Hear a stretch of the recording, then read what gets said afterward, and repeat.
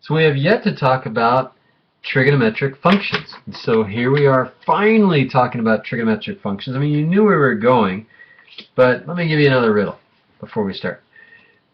You probably can't read that. Sid Shady and Sam Slug were in a plane flying off the coast of South America at 300 meters altitude. Sid and Sam were in this situation as a result of a bet. Sam claimed that if he dropped a 5-kilogram steel ball from the plane 6 seconds after Sid dropped a 5-kilogram sack of feathers, the steel ball would hit the ground first. Which of the two will actually hit the ground first? So I'll let you replay that if you want to. Pause the video if you want to think about it.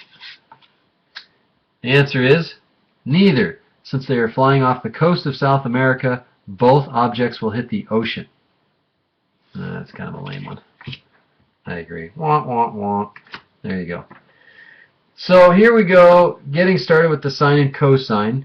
And the sine of an angle, so there's two ways to think of the sine and cosine. We can think of sines and cosines, which are trigonometric functions of angles, and we can also, which we will do later, think of the sine and cosine as trigonometric functions of real numbers.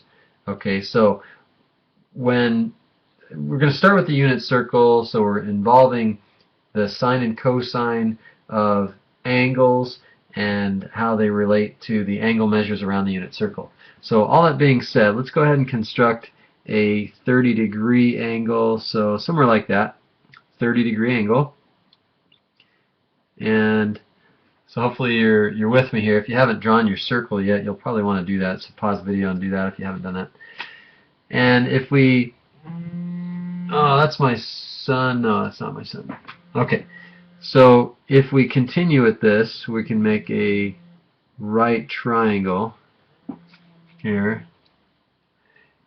And we have a 30-degree angle there. So remember, this being the unit circle, the radius of the unit circle is 1, so we have the hypotenuse of this right triangle being of length 1, and this angle over here must be a 60-degree angle because that's a 30. And keep in mind that the 30-degree angle is the same as pi over 6 radians. Okay, so maybe zoom in a little bit there. Pi over 6 radians. And so anything we do with the 30 degrees also holds true for the pi over 6. Now, let's try to come up with the lengths here then of the legs of this right triangle. If the hypotenuse has length 1, keep in mind that the shorter leg is always half of the length of the hypotenuse. So if the hypotenuse is length 1, then the shorter leg will have length 1/2. Remember, we normally start with the shorter leg being x and the hypotenuse then being 2x. But if you want to get from the hypotenuse to the shorter leg, divide by 2. And then, when we know what the length of the shorter leg is, all we have to do is multiply that by radical 3 to come up with the length of the longer leg. And we normally write that as radical 3 over 2. Okay?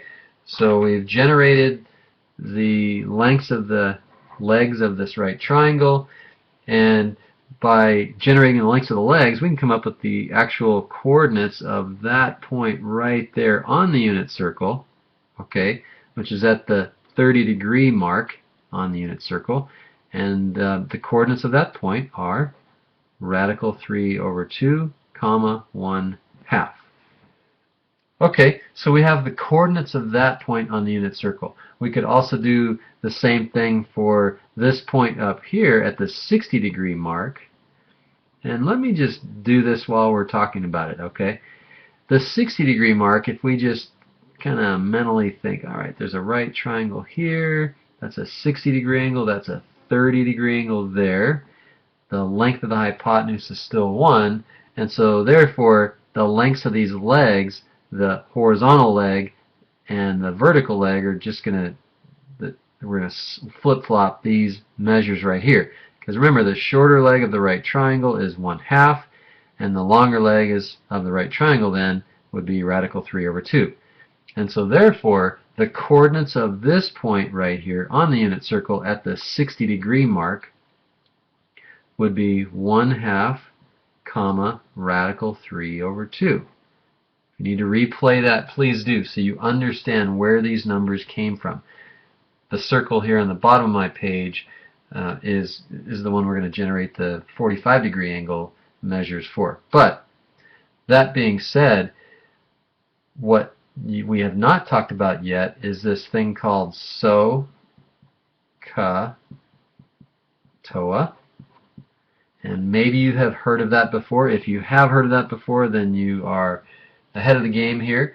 But just to briefly explain what that means, right triangle trigonometry states that the sine of an angle, and we use SIN to abbreviate sine, you've probably seen that before, the sine of an angle is equal to the leg opposite, in a right triangle, the leg opposite the angle divided by the hypotenuse. I'm just going to use HYP to represent the hypotenuse.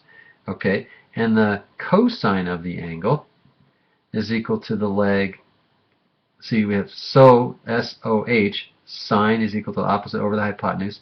The cosine of the angle is defined to be the ratio of the leg adjacent to the angle to the hypotenuse. Again, I'll just use HYP for hypotenuse. And so as we relate what we just talked about here to these coordinates here on the unit circle, notice that we could find the sine. The sine of 30 degrees is equal to 1/2 the opposite leg divided by the hypotenuse. So 1/2 over 1, or just 1/2. Okay, so there's the sine right there. The cosine of 30 degrees would be the ratio of the length of the leg adjacent to this angle, so radical 3 over 2 divided by 1. So just radical 3 over 2. In fact, we can do this all the way around the unit circle, and we can apply the same concept to any point around the unit circle, and so we can come up with a conclusion. This is a really cool conclusion. And the conclusion is that at any point around the unit circle, let's just go ahead and put a point over here. It doesn't really matter where the point is around the unit circle. It will definitely have coordinates x and y. Okay, and the coordinates x and y around the unit circle provide us with the sine and the cosine of the angles. And so we say that let's do the cosine first. The cosine of any angle, and this is around the unit circle, is the x-coordinate of the point on the unit circle that corresponds to that particular angle. Okay, the sine of theta is equal to the y-coordinate of any point around the unit circle that corresponds to that particular angle. Okay, and so let's just do a quick example here. Let's say we put a point right there on the unit circle, and just like we did in the last video, we know that the coordinates of that point on the unit circle are 0, 1. Okay, now think to yourself, what angle measure does that point on the unit circle correspond to? Well, we talked about that. That's halfway to pi. Okay, I shouldn't have answered that so fast. Sorry if you were thinking about that and I just blew that. Well, halfway to pi, I'll give you a little bit more time on the next one. That's pi over 2. Okay, so that's the angle pi over 2. So if you've understood everything that I just talked about, then you'll be able to answer this question. Okay, what is the cosine of pi over 2?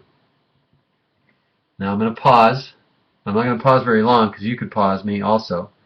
So pause me if you want to think about it. The cosine of pi over 2 is the x-coordinate of that point right there, and the x-coordinate of that point is 0. The cosine of pi over 2 is 0. Okay, and now the sine of pi over 2, pause me again if you don't want me to spoil your fun.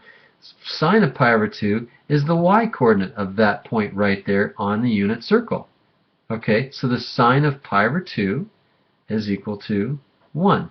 And we'll do a lot more of that, and we'll do a lot more of that in well, I guess we're going to do a couple more videos here. But anyway, good luck with that part, and I'll see you in the next video.